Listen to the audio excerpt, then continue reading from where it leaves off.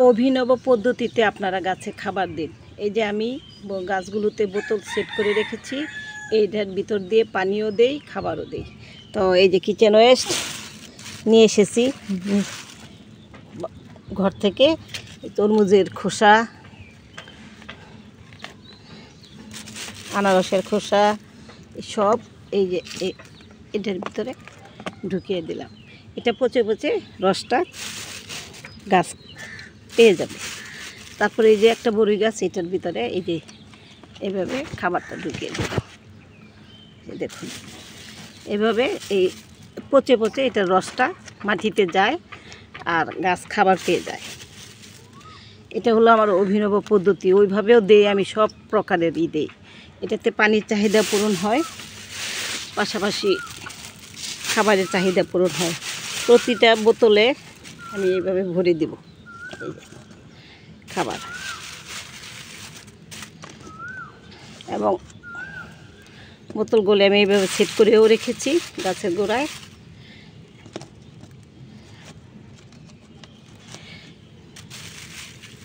চেপে চেপে দিয়ে দিব, পচে পচে এই রসটা গাছ পেয়ে যাবে। এই যে দিয়ে দিলাম। তারপর আরও দিয়ে দিব এই আম গাছটাতে। এই আম গাছটাতে দিয়েছি, আরও দিয়ে দিব। এই গাছটাতে আম ধরেছে, খাবারের দরকার বেশি বেশি। এই যে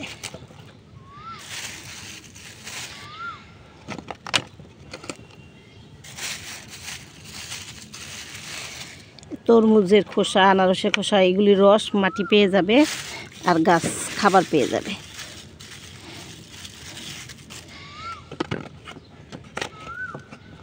এই যে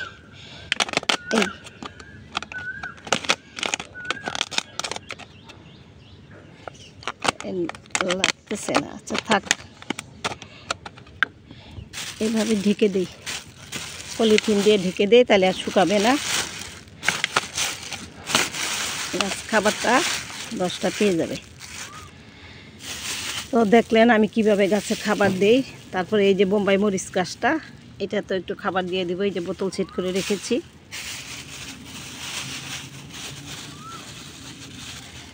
আপনারাও এইভাবে দেন, তাহলে সুবিধাও হয়,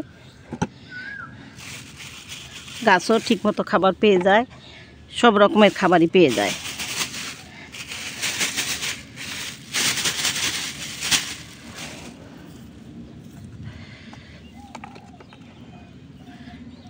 সকালে প্রতিদিনই রান্নাঘর থেকে এই কিচেন ওয়েস্টগুলো নিয়ে আসি, নিয়ে এসে এই যে এইভাবে দিয়ে দিই।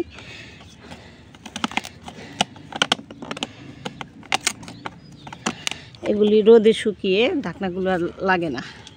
তো দেখলেন আমি কিভাবে অভিনব পদ্ধতিতে গাছে খাবার দিয়ে থাকি। আপনারা ওইভাবে গাছে খাবার দিয়ে দিবেন, দেখবেন গাছ সব সময় খাবার পেয়ে যাবে। সকালে এসে একটু পানি দিয়েছি গাছে, তারপরে খাবারগুলো দিয়ে দিলাম বোতলে ভরে ভরে। তারপর আরও কি কাজ করেছি, মাছকে খাবার দিলাম, কিছু আম কুড়ালাম। এই যে দেখুন প্রতিদিন ছাদে এত এত আম পড়ে থাকে।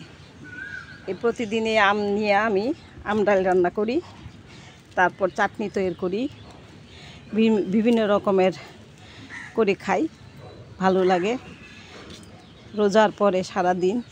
তো এই আম ডাল বা আমের চাটনি খেতে দারুণ ভালো লাগে।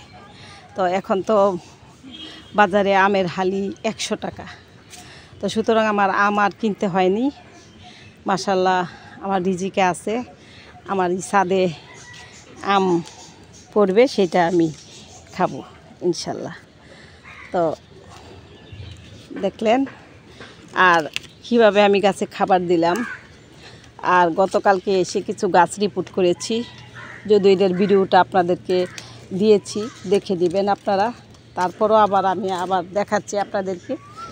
আর আমার এই যে দেখুন আমার পেয়ারা গাছগুলোতে মাশাআল্লাহ এই যে পেয়ারার ফুল চলে এসেছে।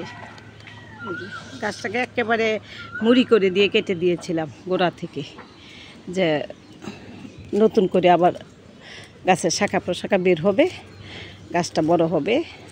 যদিও বড় ছিল তারপরও কেটে দিয়েছিলাম।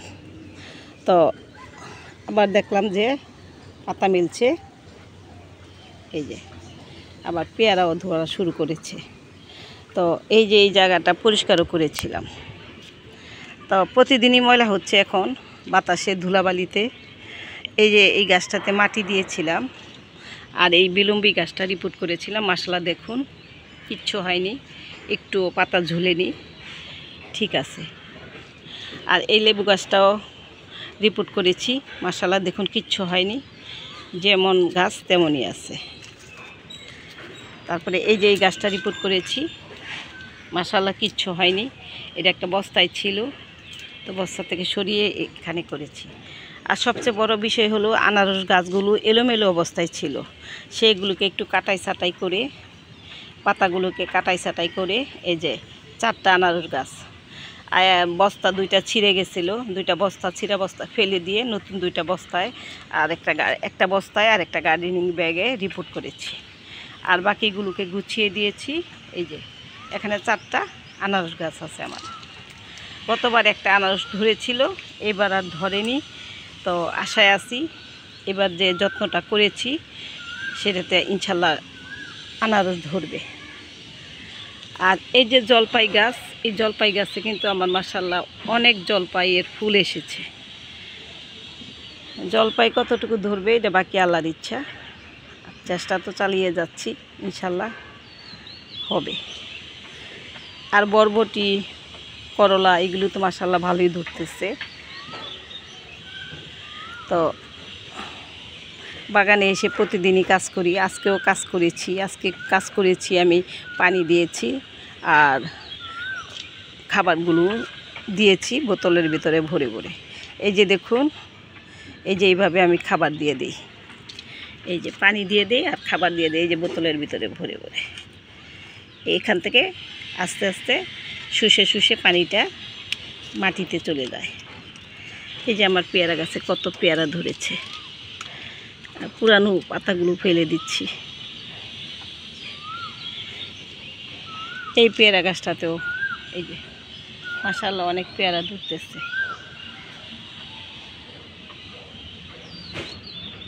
আর লেবু গাছে তো কথাই নাই, গাছ ভর্তি মাশাআল্লাহ লেবু।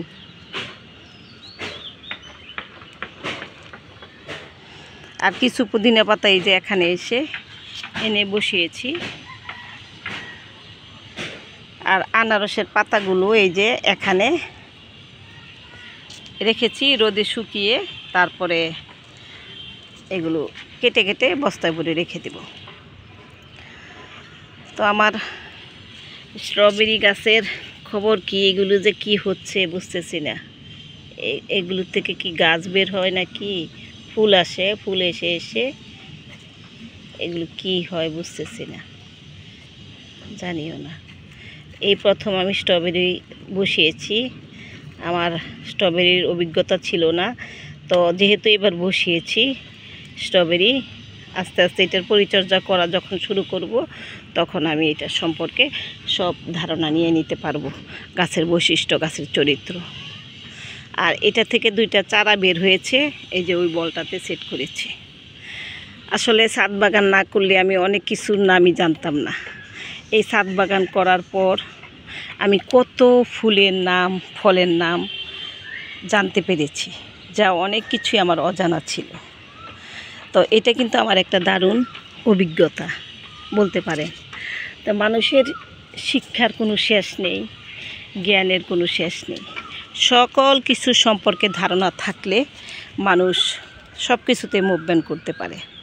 যেমন একটা ছাদ বাগান গড়তে গেলে কিভাবে গড়তে হবে এবং ছাদ বাগানের পরিচর্যা কিভাবে করতে হবে, গাছগুলোকে কিভাবে যত্ন করতে হবে, গাছের নাম, ফুলের নাম, ফলের নাম, এইগুলি সম্পর্কে ধারণা জন্মায়। তো এটা কিন্তু অনেক বেশ বড় একটা অর্জন।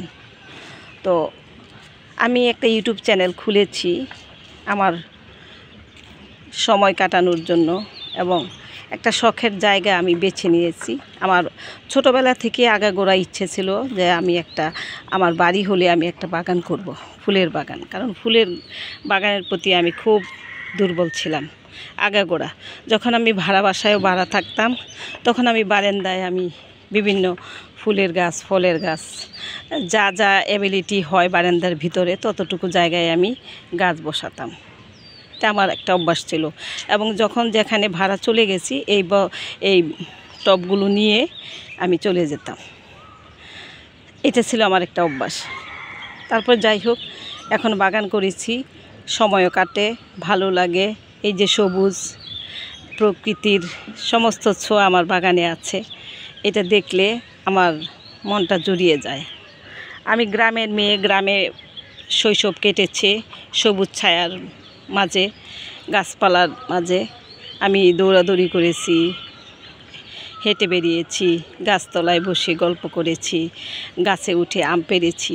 তো সেই শৈশব পার করে যখন শহরে আসলাম, তখন কিন্তু একটা বদ্ধ খাঁচার ভিতরে আটকে গেলাম। যে দুরন্তপনা আমার জীবনের কেটেছে শৈশব গ্রামে, সেই জিনিসটা ঢাকা শহরে এসে বন্দি হয়ে গেলাম। তার করব কি? এখন আল্লাহর রহমতে, আল্লাহর দোয়ায় আমাকে নিজের বাড়িটা দিয়েছে। আমি এখানে একটা ছোট্ট বাগান করতে পেরেছি। আর এই বাগানটা দেখে দেখে আমার সময়টা কাটে, মনটা ভালো থাকে সবুজের ছোঁয়ায়। সেই জন্য আমি আমার এই চ্যানেলের নামও দিয়েছি সবুজের ছোঁয়া। সবুজ সবসময় আমাকে টানে, যার স্পর্শে আমাদের এই বেড়ে ওঠা। আর তাই আমি আমার ছাদ বাগানে গড়েছি আমার এই সবুজের ছোঁয়া। তা আমার ভিডিওটা আশা করি ভালো লেগেছে। অবশ্যই আপনারাও এভাবে বাগান করুন, যে যেখানে পারেন। শুধু বাগান করতে হবে এমন কোনো কথা না, যে কোনো কাজ, সৃজনশীল কাজ হলে সেটাতে আনন্দ অনেক বেশি। আমি যেমন বাগান করে আনন্দ পাচ্ছি, কেউ কোনো অন্যরকম কোনো কাজ, শৌখিন কাজ করে আনন্দ পাচ্ছেন। পাশাপাশি কিন্তু আমি আবার হাতের কাজও কিছু কম বেশি করি, ক্রুশের কাজ করি, উলের কাজ করি। আমি অবসর সময়টাকে সুন্দরভাবে বসে বসে কাটাই এইভাবে। আগেকার গ্রাম দেশের মানুষ যেমন নকশি কাঁথা সেলাই করার ভিতরে তাদের জীবনের গল্পগুলো তুলে আনতো, আমিও সেই রকমই আমার এই বাগানটা গড়ে, এই বাগানে হেঁটে হেঁটে আমার জীবনের গল্পগুলো আপনাদের সাথে তুলে ধরতে পারি। এটা কিন্তু কম পাওয়া না। জীবনের অনেক চাওয়া পাওয়া থাকে, গোপনেই থাকে, সেগুলি প্রকাশ করার মতো কিছুই থাকে না। আর সেগুলো যদি এই একটু একটু করে হেঁটে হেঁটে, ফুল দেখে, ফল দেখে কথাগুলো বলতে পারি, সেখানে তৃপ্তি থাকে সবচেয়ে বেশি। এই যে দেখুন, অনেক কষ্ট করে আমি এই বাগানটাকে গড়েছি, অনেক কষ্ট করে।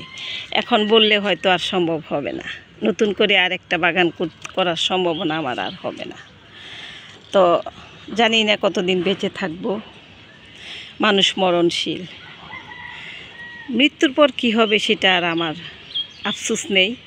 তো যতদিন বেঁচে থাকি, আল্লাহ যেন সুস্থভাবে বেঁচে রাখে, আমার এই সবুজের ছোঁয়ার স্পর্শ পেয়ে যেন আমার ইমান আমল নিয়ে আমি যেন মরতে পারি, এই কামনা করে আমি আমার আজকের ভিডিওটা শেষ করব।